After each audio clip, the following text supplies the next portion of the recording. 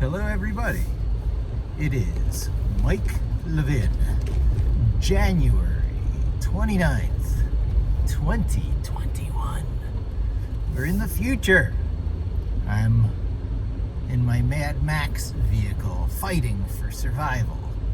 No, really, I'm just on my way to pick up my kid, and I thought I'd make a vid because that's the way it is. I've got a lot on my mind, almost all of it technical and professional, because these are indeed interesting times.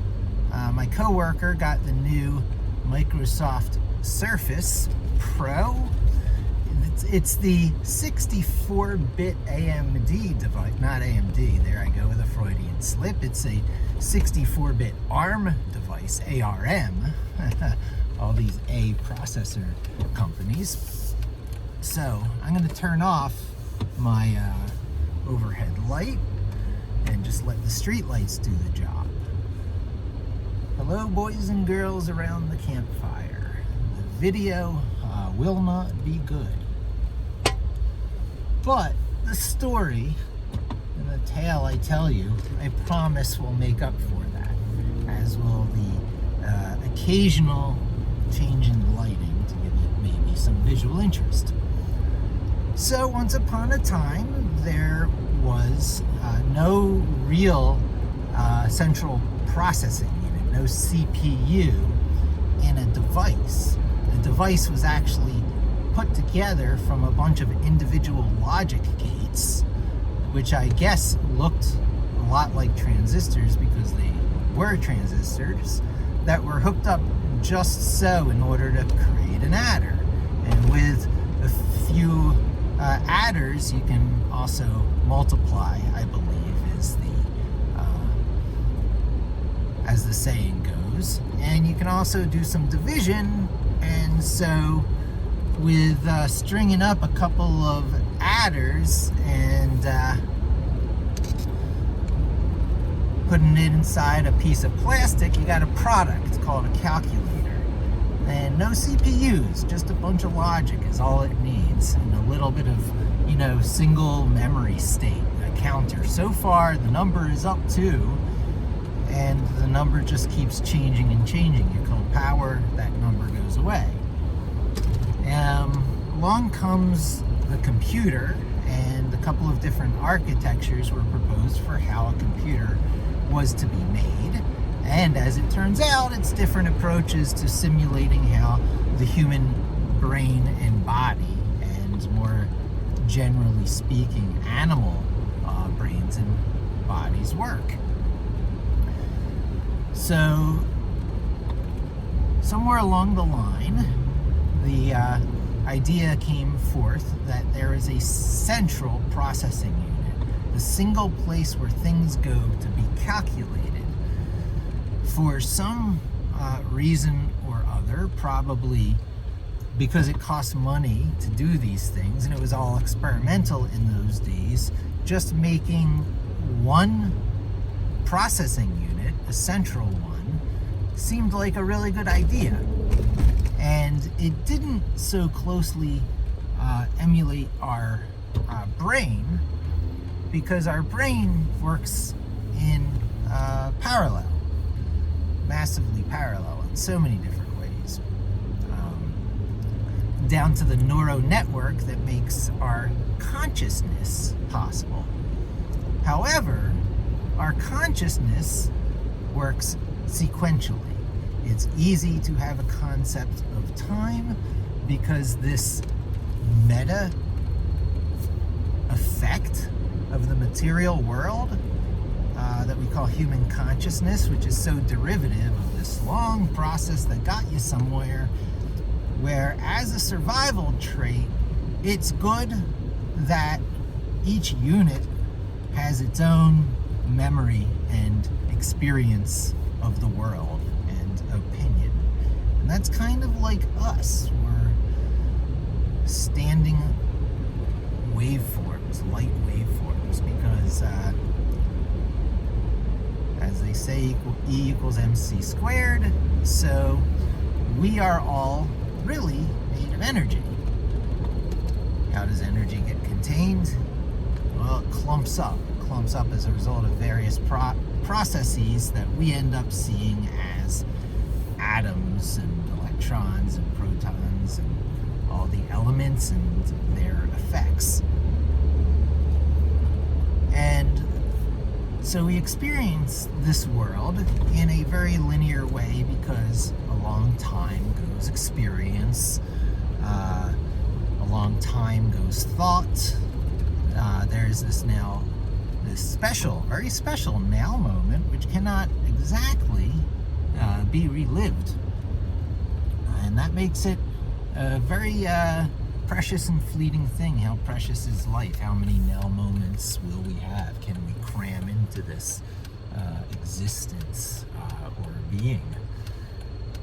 And so computers have CPUs, central processing units, and they're inching towards that other direction of distributed processing units or neural networks, you might hear. So instead of having a lot of capacity in a big, powerful, lots of gigahertz, lots of throughput, broad, data gateway, lots of bits being crammed through, you have smaller processing units. They're definitely processing units, call them neurons, that sometimes are specialized in their nature. They don't all make the same assumptions about the kinds of calculations they're going to be doing.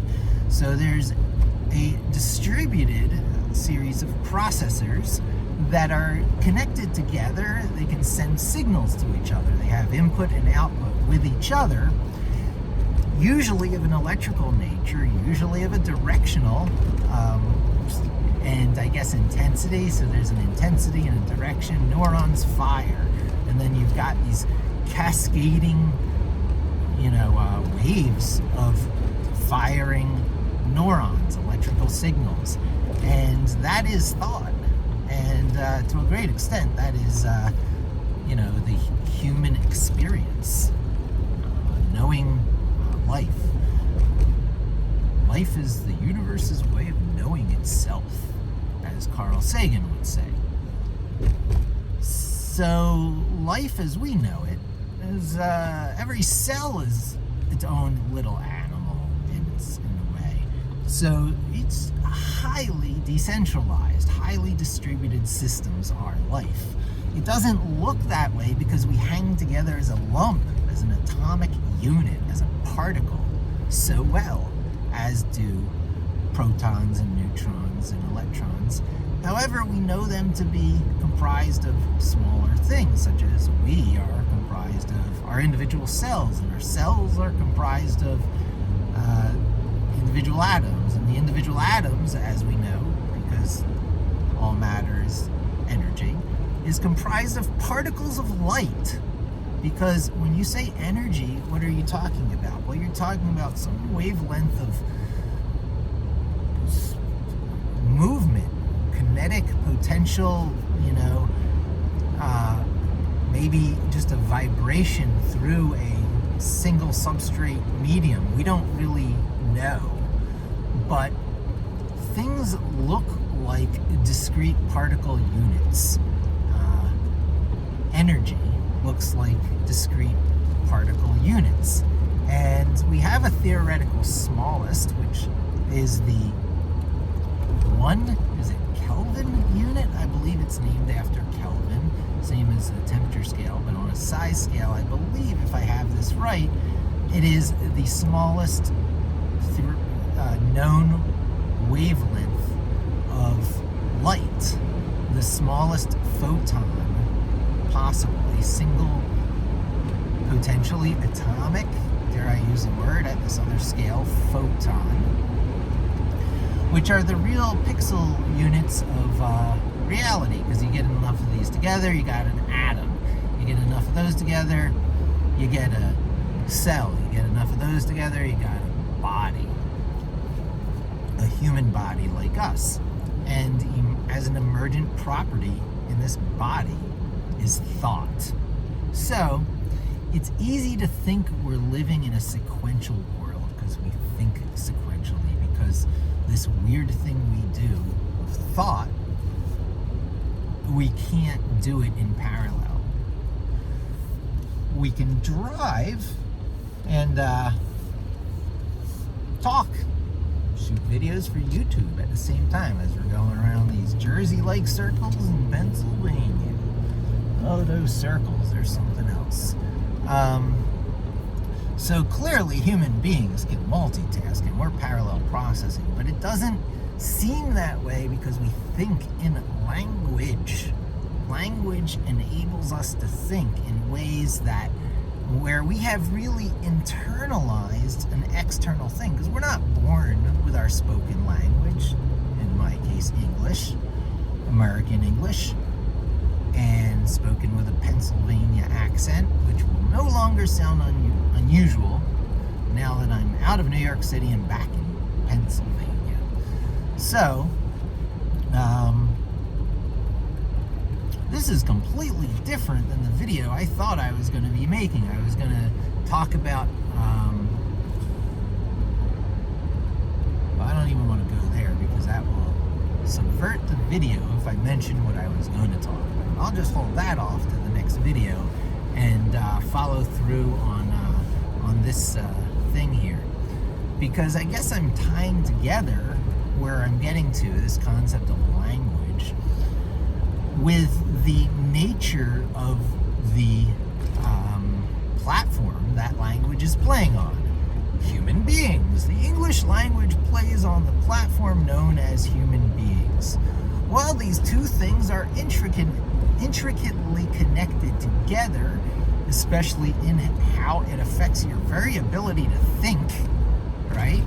How we think in English is different from how, a Chinese person thinks in Mandarin.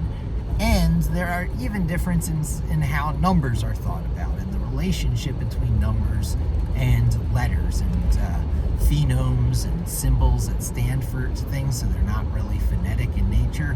There's this whole world of, possibilities in language in which we've generally walked away from with an alphanumeric, call it the ISO Latin 1 character set.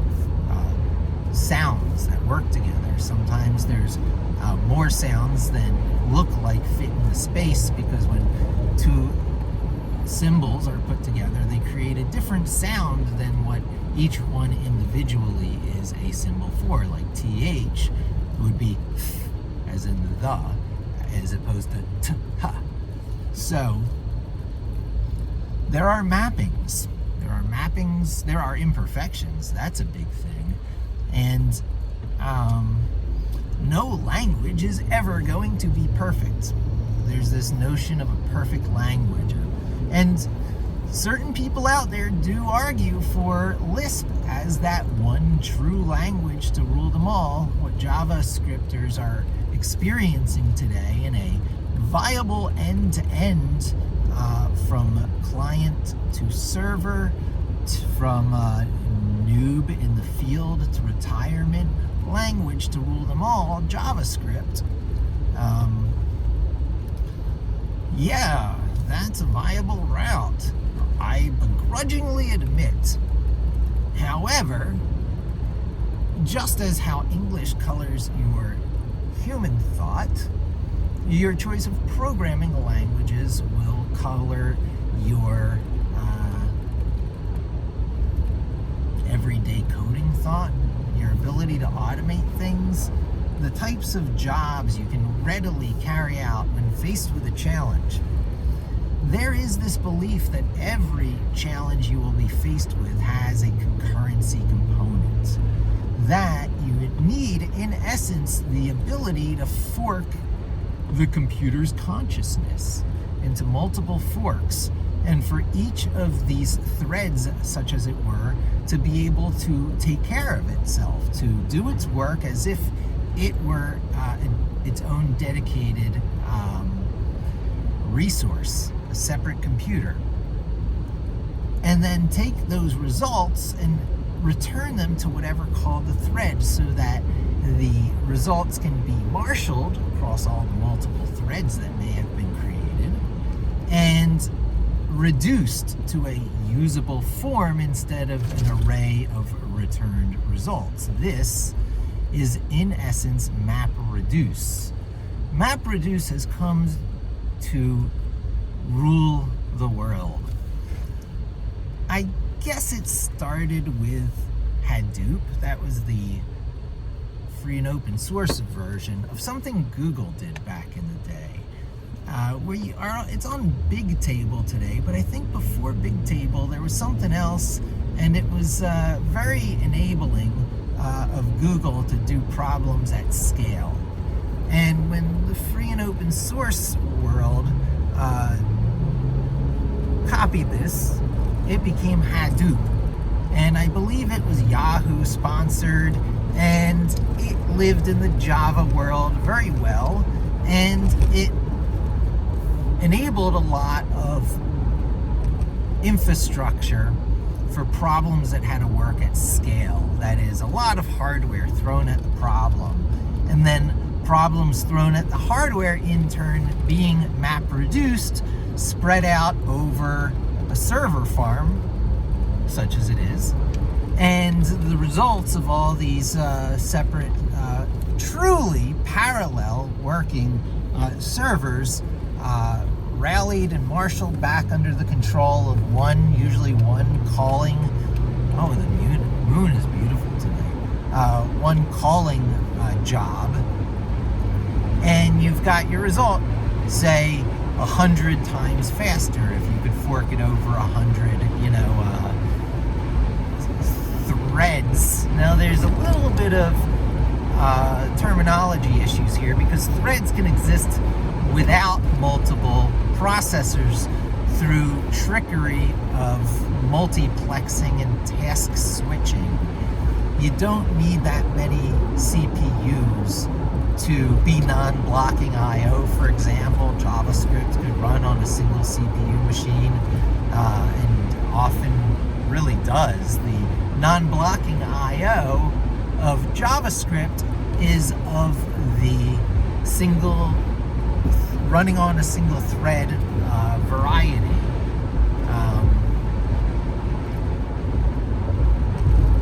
There's other language for when it's truly other processors, other hardware processors behind it.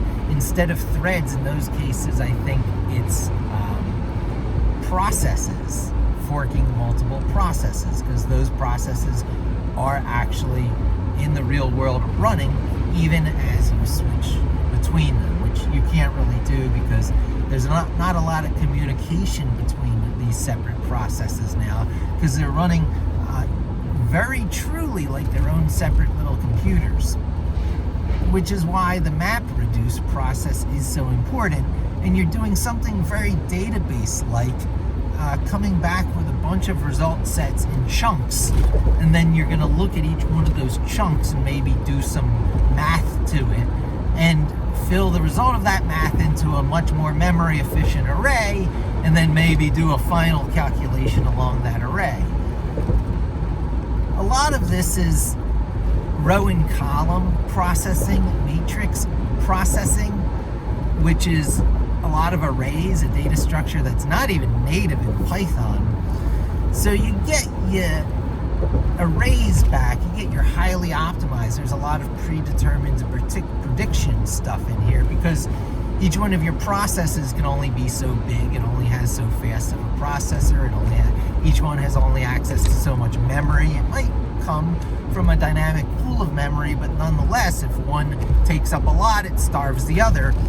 So you want to keep each one really efficient in the resources it's using, so the total amount of resources when jobs are being processed is calculatable, it's predictable, it's static, it's known. And you get a lot of that static known predictability by static data types. And very un-Python-like. Python is very dynamic in nature. Objects can change their size based on what you append to them, like lists.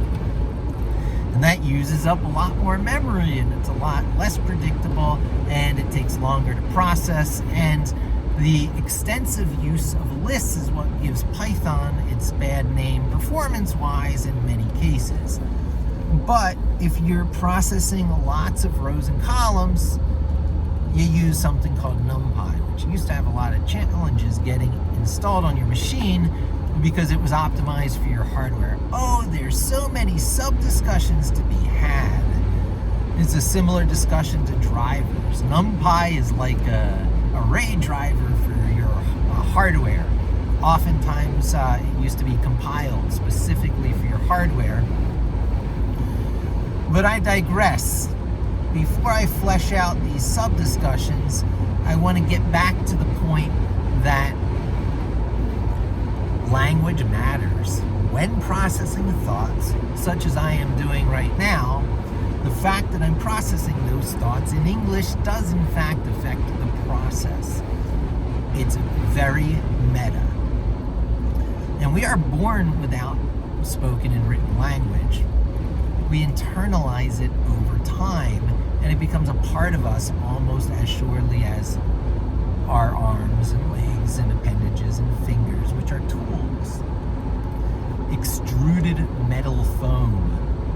A lot like robots. Robots is powerful, challenging. They're made of metal, and so are we, at least the rigid parts.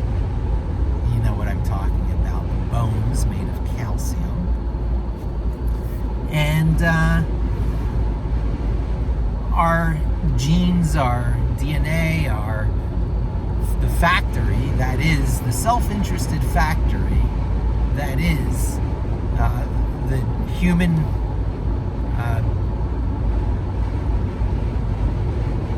creature has internalized a lot of tools, truly internalized. As you grow, they're a part of you. It also has to reach out into its environment and internalize the final customization of something to which it has a propensity, language, spoken and written. Both, we have a propensity towards both the written and spoken language. Our brains, our way of thinking, is predisposed to picking up languages and to being able to utilize them. That final bit of programming is provided by society and civilization. Society and civilization, and hence being civil to each other, another sub-discussion, is of great importance.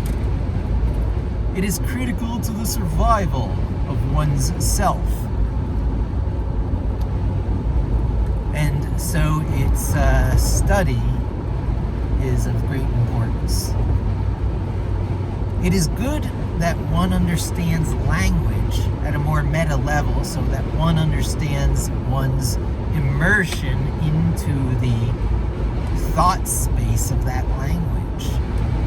Aware of the biases and assumptions that comes with. Languages are also frameworks. There's so much talk of frameworks these days because JavaScript is such an incomplete language. It is in such dire need of frameworks immediately in order to be useful. Frameworks like Once Upon a Time, Once Upon a Time, jQuery. I jump ahead to React. Nowadays, React.js, Vue.js, and a plethora of other libraries that are called frameworks because they sit on top of the language and give you larger building blocks to build things out of. And you have to abide by their conventions, and when you don't want to abide by their conventions, you can always fall back to the underlying language upon which that framework is built. Okay, so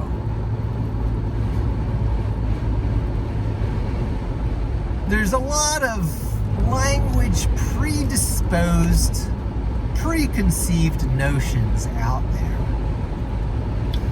A lot of this water that you're immersed in that you don't even know you are, a lot of the presumptions that you make comes meritoriously so from the world of the C programming language. Because Java, which so many people jumped onto the Java bandwagon in the 90s, based its syntax on C because so many people coming out of the field of computer science were familiar with the C, because it meritoriously is the granddaddy of so many modern tools, if not even other languages, because it's the language in which the operating system of the computer is typically built. And it's a language that's predisposed towards building operating systems and drivers to take advantage of the capabilities of particular hardware known to be there. In its day, C was considered a high-level language, but by today's standards, C is a very low-level language. Assembler is a low-level language, just a rough mapping between the machine instructions like add and divide and shift and human consumable words like add and divide and shift. So you can see that the assembler language lives very close to the metal. But with low-level languages like assembler and even C, you have to do a lot of the housekeeping by yourself. You have to remember how much memory you consumed and then free it up when you're done, or else you have memory leaks and your computer slowly appears to have less and less memory because programs have said, hey, I needed it, and have not properly deallocated and given it back.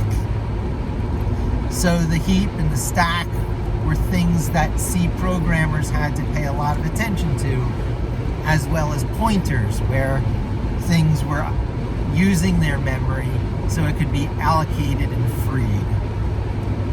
Along comes Java, which does all this automatically with a feature called garbage collection. If a program used that memory and that program is, and an instance of that program is no longer in use, then all that previously allocated memory can hereby be freed. And that's the big innovation, in addition to a nice Java runtime environment, JRE, a virtual machine upon which all this code can run. Garbage collection plus virtual machine equals lots of popularity in the 90s. The Java program brought to you by Sun Microsystems, roughly but not entirely free and open source, copied by IBM. IBM version of Java used by Google for the Android software development platform. The SDK for Android is Java. Hence, Java highly fortified in certain places like Android app development and banking, where they needed a platform and the timing was perfect. The security context was perfect. A lot of security enforcement with Java that appealed to the banking industry, so it's highly in use. A lot of the Visual Basic, I guess in those days VB6 developers, who comprised a lot of the consulting world. Oh, you need custom things made on the computer. We do it for you. We do it for you on Visual Basic with Microsoft tools. They shifted over to Java, but there was never a good user interface story around Java. Later came Swing, and later came ways to make Java feel like native apps. So Java-based apps actually are good, like Screaming Frog Crawler, and I'd be hard-pressed to have a second example. But stuff I generally avoid because you can feel the Java lagginess of it. Much better to compile directly for your native hardware and to get all the performance advantages. Compile for, yeah, well, even Python is compiled. If you poke around, you'll find PyC files. They changed exactly what it is, I think from Python 3.6 to 3.8 or something, but it's now shoved in directories that has this underscore dunder PyCache. If you're wondering what that is, that's like just-in-time compiling components so that Python 2 can take the shortcuts when things are predictable in nature and not dynamic and mutable like lots of lists in nature. So Python is slow when you're tapping the fully dynamic nature of it. Now, where is this dynamicness coming from? It's coming from a data object type called lists that become bigger when you need them to, so you can keep appending to them and appending to them. And they live in the memory of your computer while the program is running. Nonetheless, they are a lot like databases. They're there and can be thought of and used like a little database, an index sequential access mode, an ISAM. So a list is a tiny little dynamically sizable ISAM database, index sequential access mode. It doesn't have all the performance advantages of an ISAM database, but if you want that, there's other object types in Python you can use, like a generator. They're in a lot of ways just like lists, but they don't have to be loaded into memory all at once to use them. Hence Python's ability to handle like trillion-line text files without nuking your memory. It can handle them a line at a time using pointers, remembering where it left off in the file, coming back with a read. It might have to do a seek again, but at worst, it can do some sort of optimized seek to find its place physically in the file. But Python has very center stage, that is in the forefront of the developer's mind, data types like lists. They have personalities. You can append to a list and the list gets bigger as you append to it. The things you can append can be of any non-predetermined nature or data type in turn. So they can be very large binary objects, blobs. They can be very large XML files. They can be very large JSON objects, basically text files, but following the syntax for interoperable data types as defined by JavaScript. And those are very popular these days and taking the place for things where you can't necessarily predict how big they can be or treat them in a rigid row and column data format like you can with CSV files. So CSV files have become a big interoperable data type and highly used at certain abstraction layers like the Python Pandas library, which I'm going to say a lot about because I'm dancing around the fact that Python itself is a framework. So everybody's favorite exercise is to build their first framework in Python because Python itself has all the perfect building blocks of frameworks like lists and tuples, which are a lot like lists, but instead of being able to just add to with an append command, you can't. There's only a fixed number of positions. And they're a fairly big concession towards memory optimization techniques. So lists of tuples are a very common data structure because tuples then take on the conceptual role of rows or records in a database. They are only of a predetermined size, which is only in part true because you can put blobs inside tuples, but you probably wouldn't want to. Tuples are generally for a series of things that would normally go into a, quote, variable. Independently, they would populate a variable, x equals 1. Well, instead of dealing with x all the time to access 1, you can say xt, the x tuple, has the value 1 in the first position. So whenever you access the first position of the tuple, you'd see 1. And since tuples are of predetermined sizes, you would know, oh, I have a matrix of, say, 10 across by 1 up and down, because it's a one-dimensional data array, dare I say data array. Not technically a data array, and not technically as optimizable as the array types under NumPy are yet, but still as a native semi-optimized data structure, tuples aren't bad. People are like, well, why would you ever use a tuple? Well, there's a whole lot of reasons, but one of the big ones comes in the form of wrangling your memory. Instead of using lists of lists, use lists of tuples and be kind to your computer's memory. Things become more static in nature, more compilable in nature, not fully, but if you want them fully, you start using true, non-native number arrays, data types of number arrays, which you get by having the third-party NumPy. CPU and processor bound, so not highly parallelizable. This is the opposite part of the discussion when it comes to computer power, as the neural network stuff that I told you about before.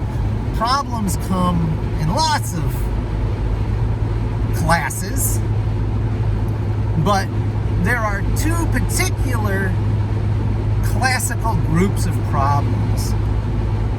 Those that are map reducible, in other words, you get some speed advantage by breaking the problem down into discrete chunks, farming the problem out over a number of separate processors, and then marshalling the results back, applying aggregate calculations, and thereby reducing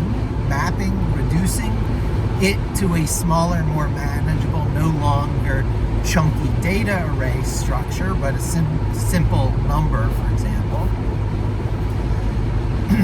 There are those problems that are map reducible in that fashion, and there are those problems where you might as well just keep it as rows and columns in the first place. We know the data we're working with. We know it's of a, integer data type, and we know there's going to be arrays of integer data types, generally of a predetermined x by y dimension, as in spreadsheets in Excel, or as in tables in SQL Server. Wow, the moon really is beautiful. But I'll keep on my roll because I'm about 40 minutes in. Boy, I don't even know where I began, but I got into the talk of the classes of problems. So if you've got a big multi-CPU architecture, if you've got one of these, 16-core Intels, or with the great popularization of the ARM64 platform, get ready for that to be the neural unit, a full-fledged ARM64 processor. There's certainly going to be that approach for server farms. It's going to be, you have a computer's worth of capabilities on each process. And that's going to be very appealing because developers like me will go, oh, when you're sitting inside a single processing thread, not really a thread because you're not being multiplexed now. You've got dedicated resources. So it might be running under a virtualization manager, but you got real hardware. You've got a processor. Under this instance, you've got X amount of processing capability, and you've got Y amount of memory, and you can now predictably map reduce. No, X by Y with known integer types. We're not predictably map reducing, except insofar as you may use those techniques on your single processor. But what you're doing is you're number crunching. When you say it's not rocket scientists, and when someone says it's not rocket science, and then some smartass stops you and says, no, wait, that is rocket science. This is the kind of calculations I'm talking about, the data streams that come back from NASA probes. Streams of data, just numbers pouring in. And what you want to do is digest those numbers and make sense of it according to certain pre-known, conditions. It's like the way TV works, by taking in a signal and knowing that by modulating a signal according to these strengths, going X by Y, X left to right in sweeps, restarting like a lawnmower, you will recreate the image that was recorded on the far end. Really quite a miracle, an analog way of thinking about, grids of data, digital grids of data. Of course, these digital grids of data are far more accurate today with bits being in the picture. Not a small deal. The information age, is it Bell Labs guy, Shannon? I gotta get these names down, but once we learned how to reduce these analog signals through sampling processes into bits, we could do a lot more hacks that involved this number crunching technique. It is rocket science. Matrix analysis, applying functions to numbers across grids. Single CPU, it tends to be. Faster is better. Broader buses are better. So computers started out 8-bit. You'll see the old school 8-bit movement out there where people are keeping their Commodore 64s and old Ataris running because it's a real kick. And the nostalgic computer market where people are making modern Raspberry Pi computers run this old 8-bit stuff. So you're using a modern, I'm sure it's 64-bit these days, the Raspberry Pi. I'm not 100% sure that. I'll have to double check that because there's so much 64-bit activity going on in the ARM world, but that was following suit from Apple, doing it in their own proprietary products before 64-bit ARM designs came out that other people started using, like Microsoft in the new Surface Pros. So I guess this discussion really is going full circle in a way. I guess a lot of what I'm saying is that it's nice to understand the magic that must be going on inside those tightly sealed cases we call the modern telephone, smartphone, tablet, computer, all these things in our lives that are absolutely blurring the line between magic and technology and magic. How long is it going to be before those people who understand what's going on truly, in a way where if they were asked to diagram it or maybe even make little examples of it out of Legos or moving parts of some sort to demonstrate the nature of a switch and the nature of volatile versus static memory with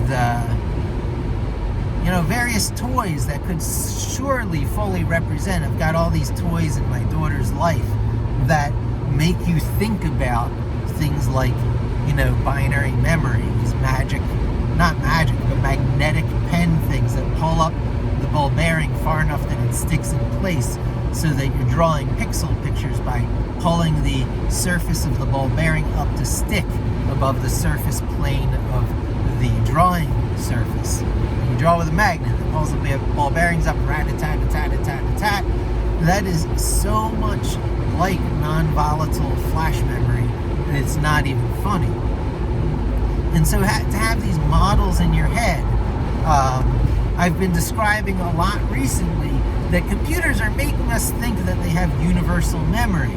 This state where the really, really fast memory that makes running programs possible and movement on the screen possible, that kind of processor and the memory that drives it is very volatile. It goes off with power.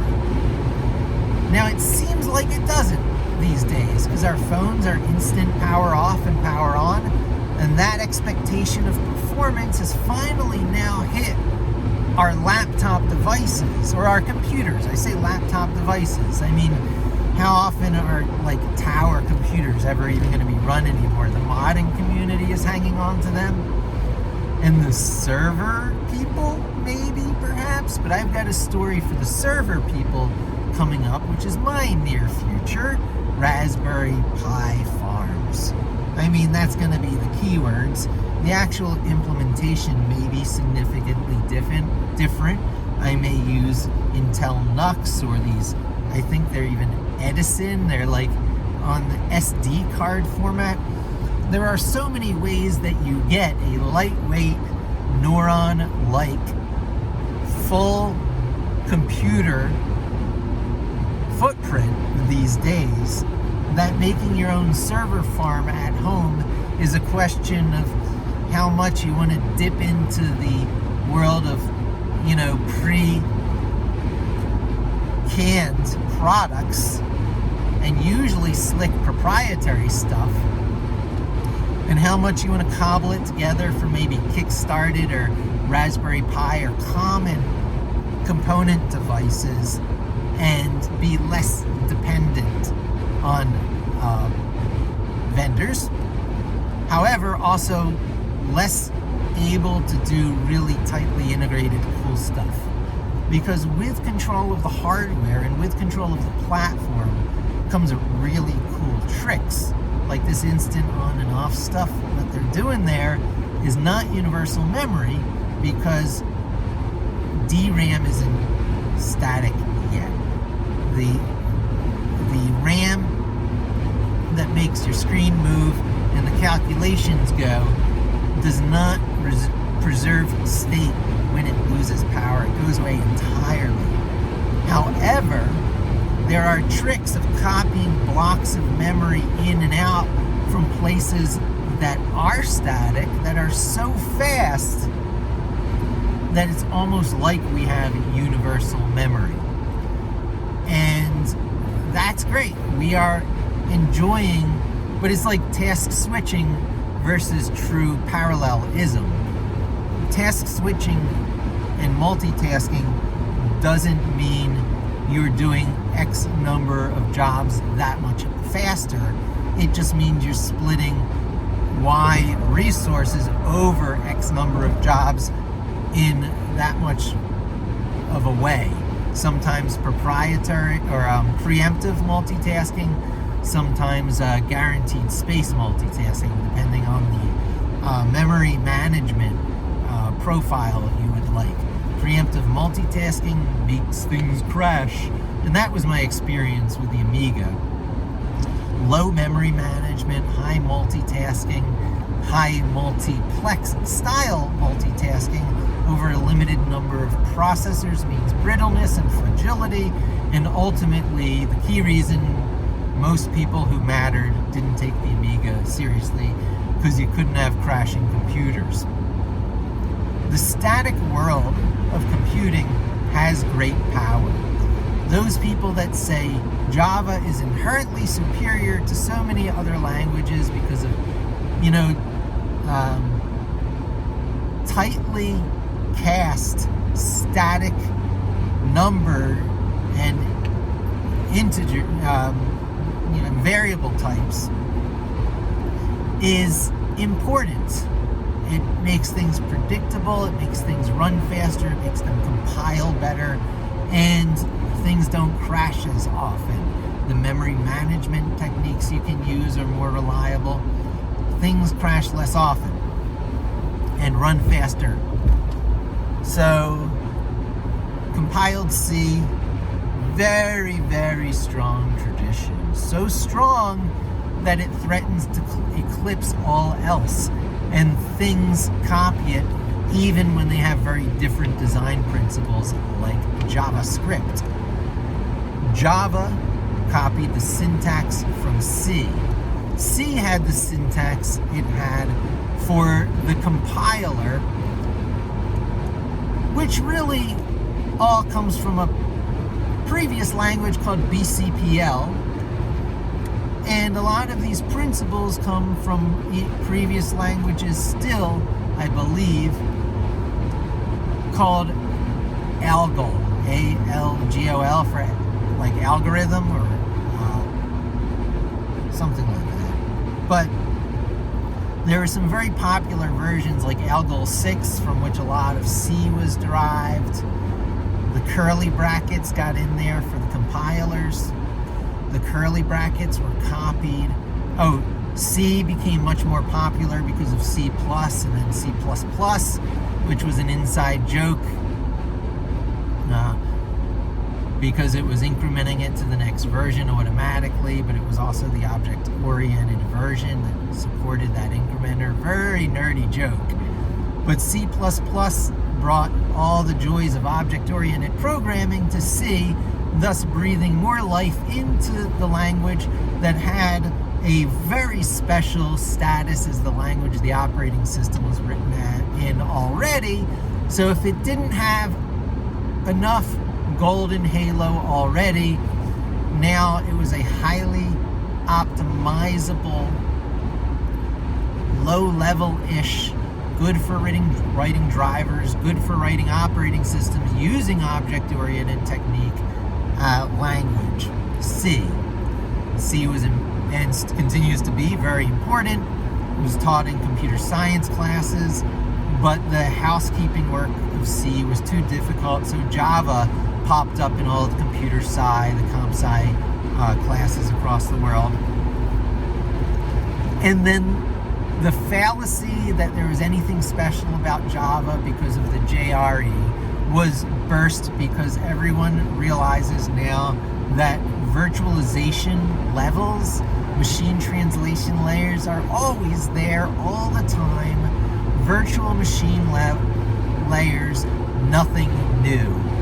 Almost every language now has some version of a virtualization layer in as part of its just-in-time compiling trick, because the just-in-time compiled code is usually pre-compiled pseudocode where the last mile is actually done using an interpreter-like process and turned into a virtual machine.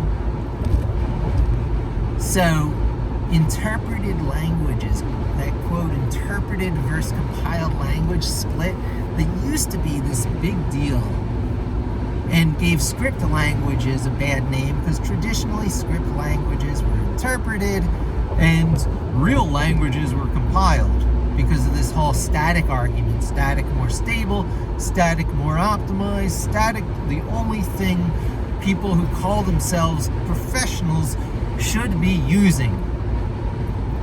Along comes Python.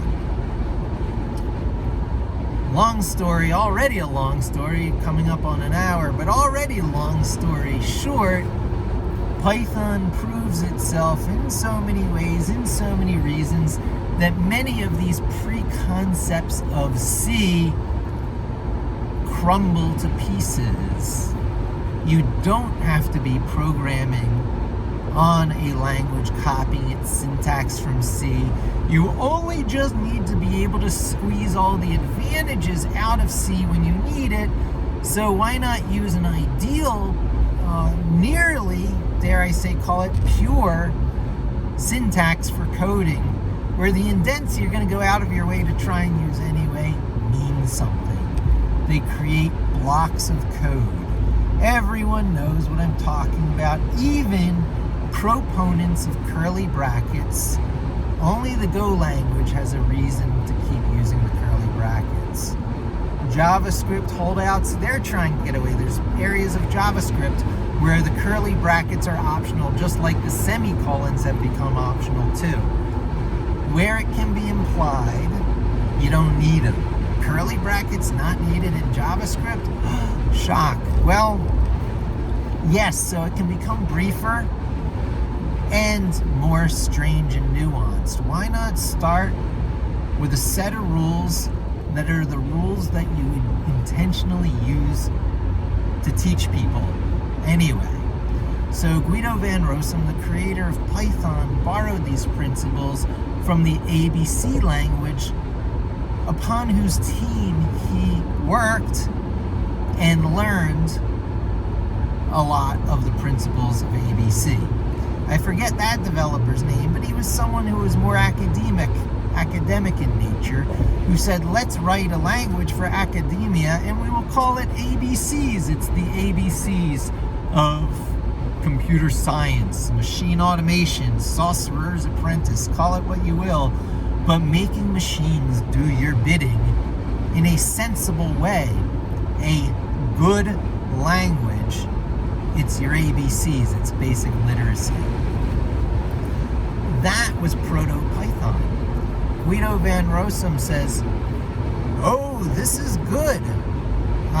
Everything about the ABC language is good except that no one does or ever will use it. I remember when that was distributed in my Amiga days in the mid-90s, early 90s, on the Fred Fish disk. Just like I got the first distribution of Vim, I got the first distribution, I suppose, of, what was I talking about? Boy, the thread bounced around, but stuff that was being done on the Amiga computer in the early days. Oh yeah, ABC programming language, of course. So Guido says, wouldn't it be interesting if you could do kind of the same thing as what the Macintosh did? Now, he said this in an earlier time. He might not even have looked at what Apple did by rallying both the comp-sci geeks who like Unix and the art geeks who like Mac around the same computer by basing the Mac on Unix. So you can get the elite art crowd in unison with the comp-sci crowd who had to go out of their way to run Unix in their college days and couldn't imagine you could just buy a Mac and get a POSIX compliance Unix underneath of there. It's just Cocoa that turns it into a Mac with a windowing operating system, and you want your Xterm? No problem. You just run an Xterm emulator, you open a terminal shell, which is already there.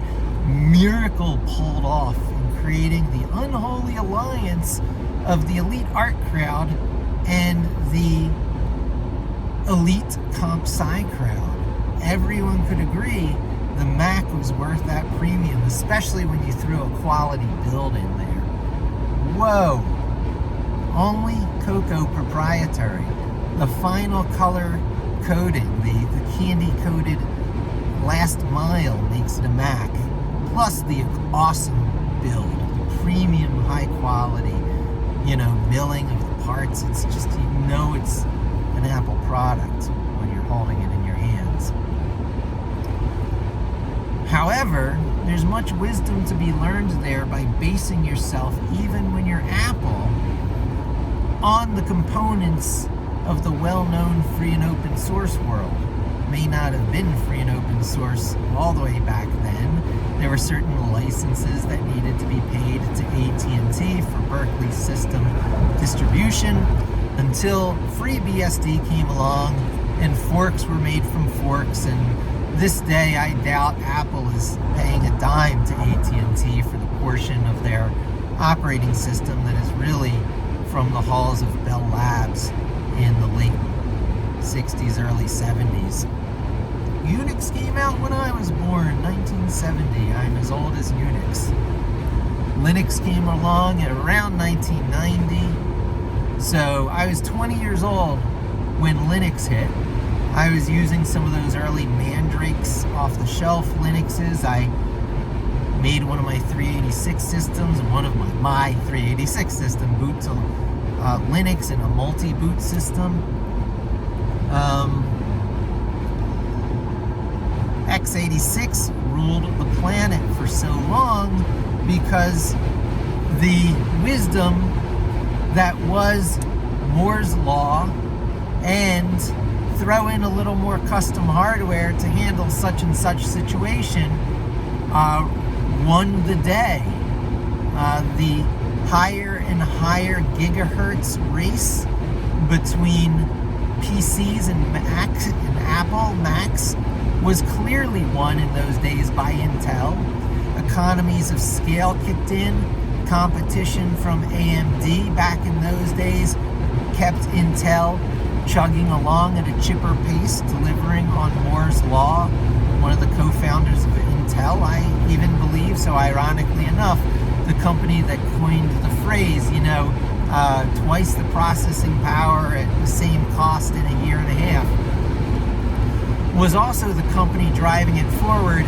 And today it's the double embarrassment by Intel that 64-bit ARM is outperforming it, at least on a per kilowatt basis of computing power.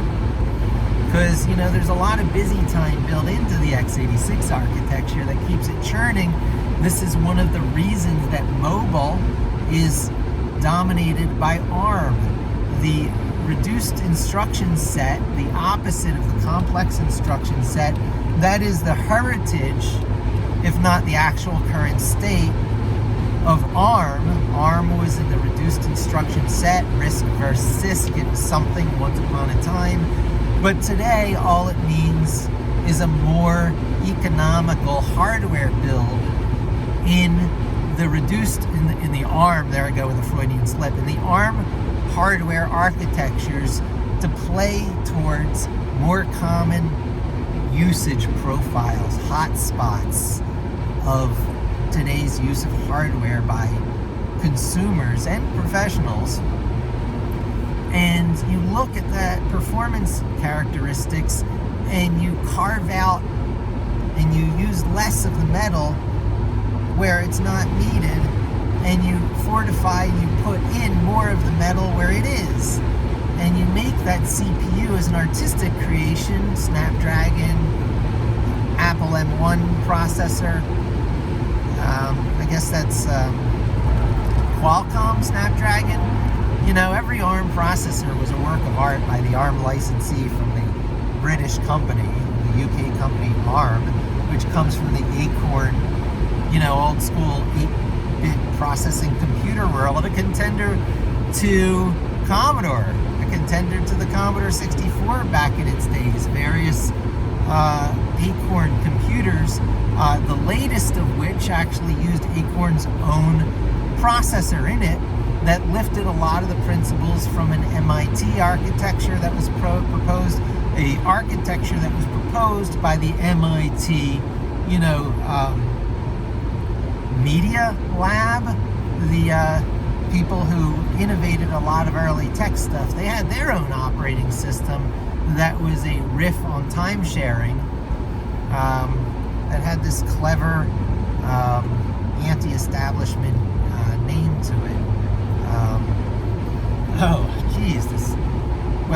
It was so open, no one really ever wanted to use it. So it could never fill the role that Unix became. And it also ran on Lisp hardware. So this wonderful operating system from MIT won on this wonderful, language operating system blend. The language was the operating system, Lisp hardware, very, very meta stuff. There were some awesome products back in the day, SGI, Apollo, Workstation, where before it was very clear that x86 architecture won Sun SPARC workstations, there was all this other rebel high-performance hardware that brought you Jurassic Park and dinosaurs.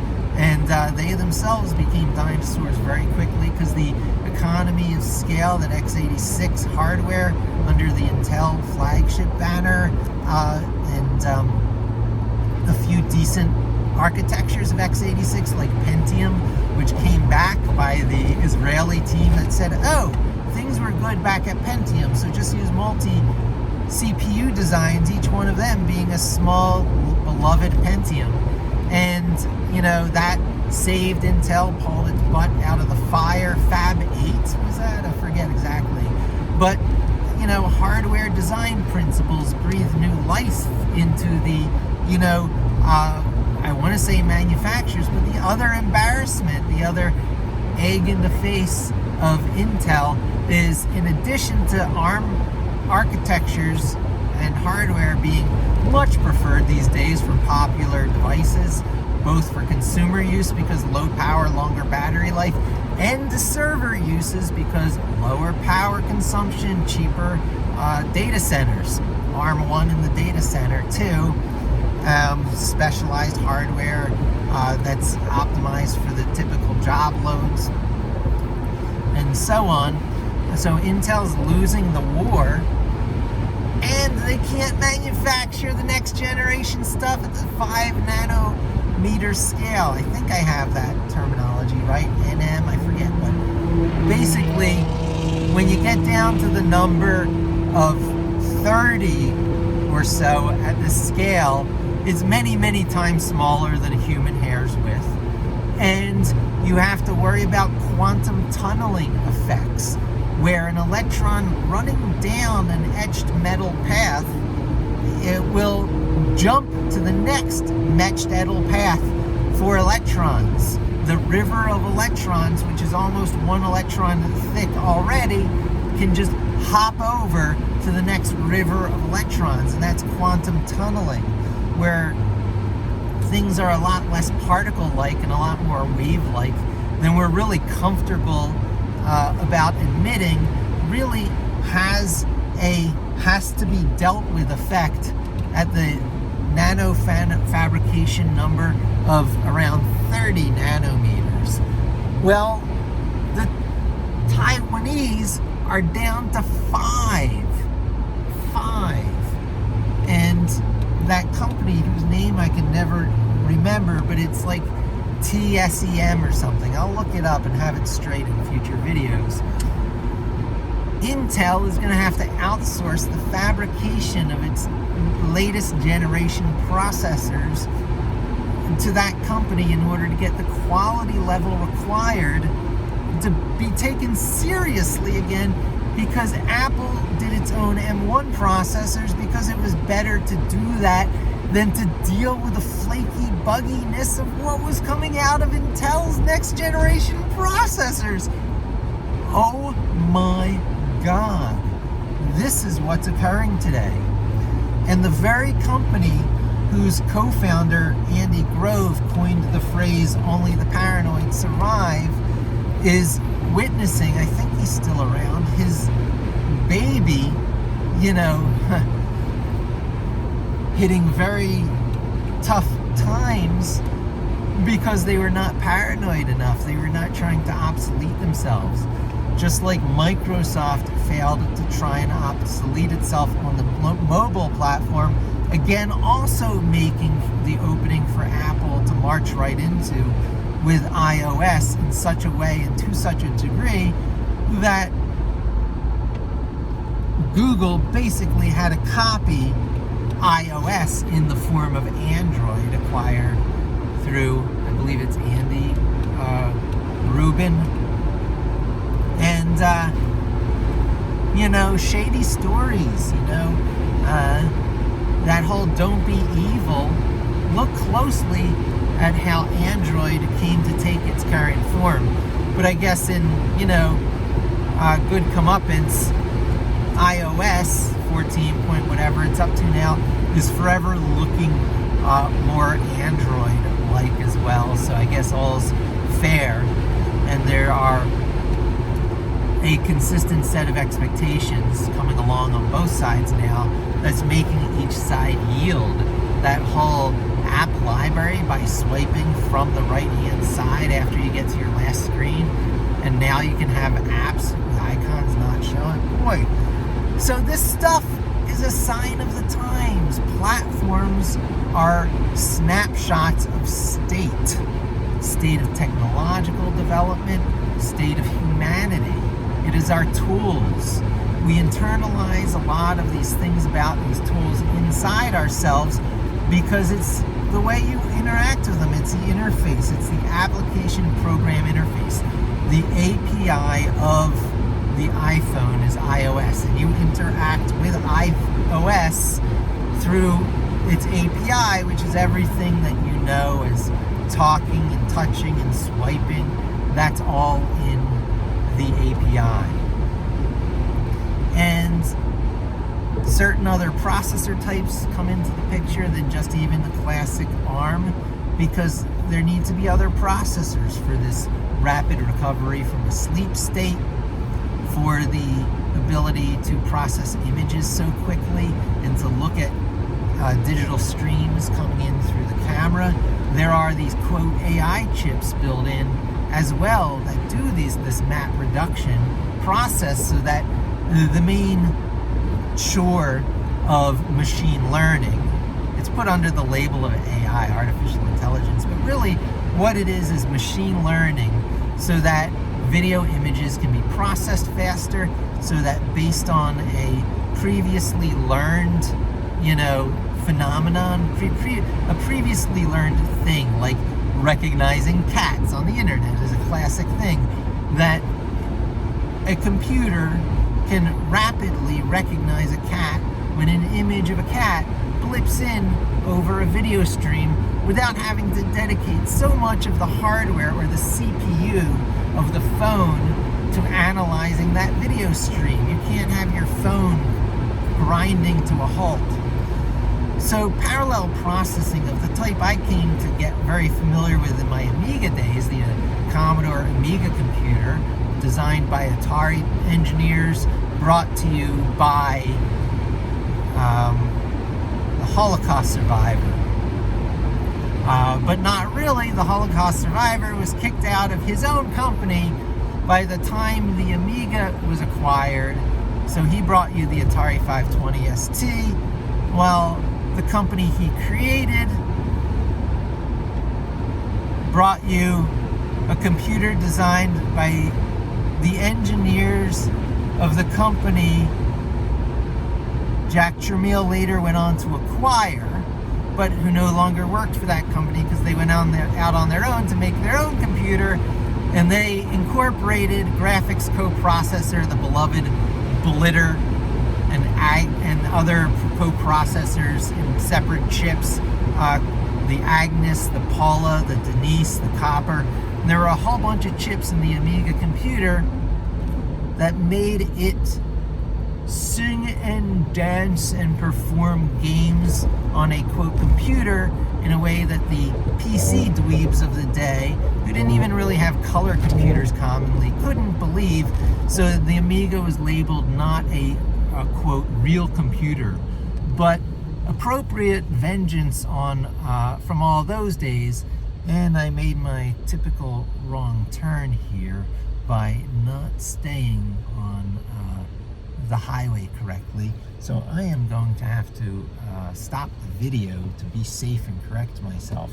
And I'll be coming back very soon to be with you to pick up where I left off. It's okay to do video in multiple installations. Oh, 280, that is in fact what I want. So I will continue to follow that. That is 280 in this direction.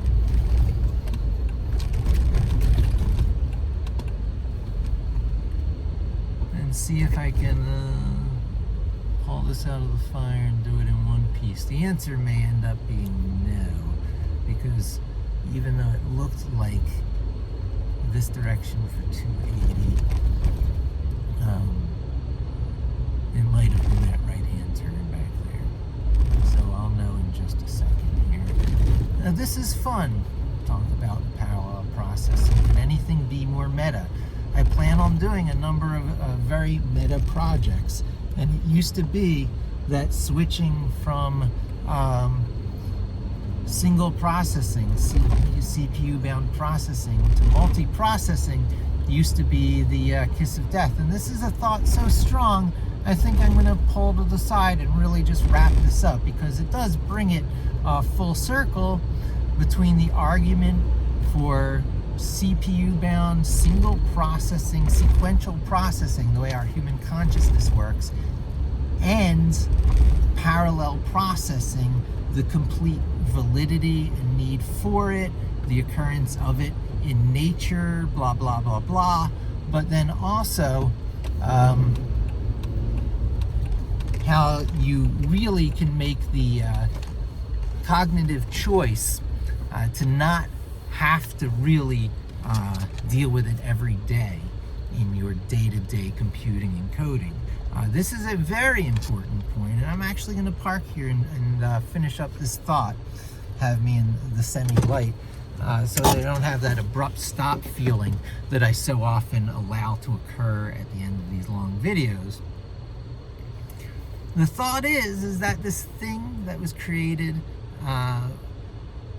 ABC, the ABC programming language, Guido van Rossum created the unholy alliance of the C people and a related but different system administrator type people, one of the main customers of non-compiled scripting languages, because they don't really care how long it takes to run. That is so small of a portion of the overall IT administration stuff the script's going to be doing that it's allowed to go through an interpreter. And those folks have loved stuff such as the shell language that has always been included with Unix, and the Perl programming language, a super version of shell script, of Unix script, that has subsequently also always been included in most versions of Unix and Linux, and probably still is. It's some of the P in the pull of tech, let me tell you, just plain old Perl.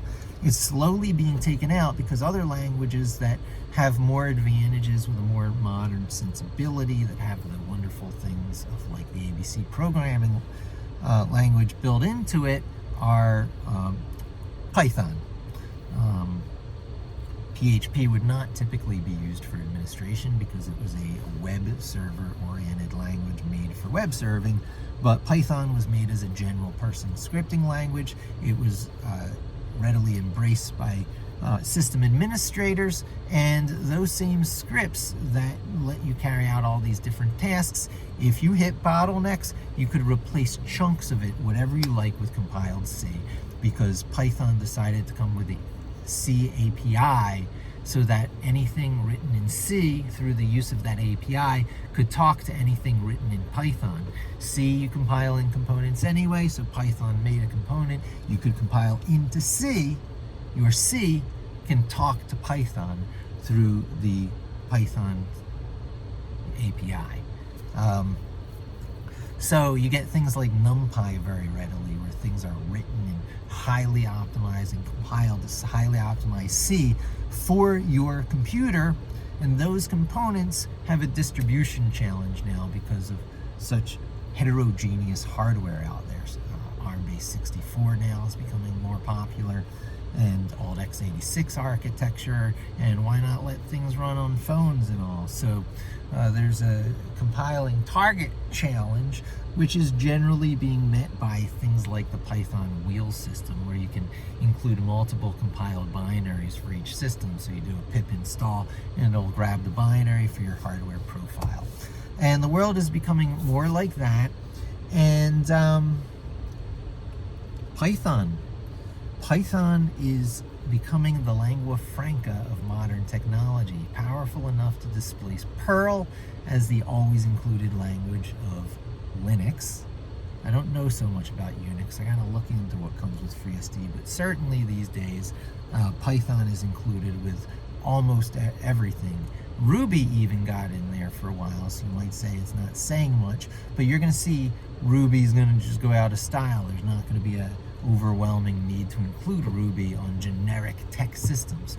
Generic tech systems, stripped down versions of Linux, like the AMI, the Amazon small instance for cloud hosting, and other very small units of usually non-graphics, headless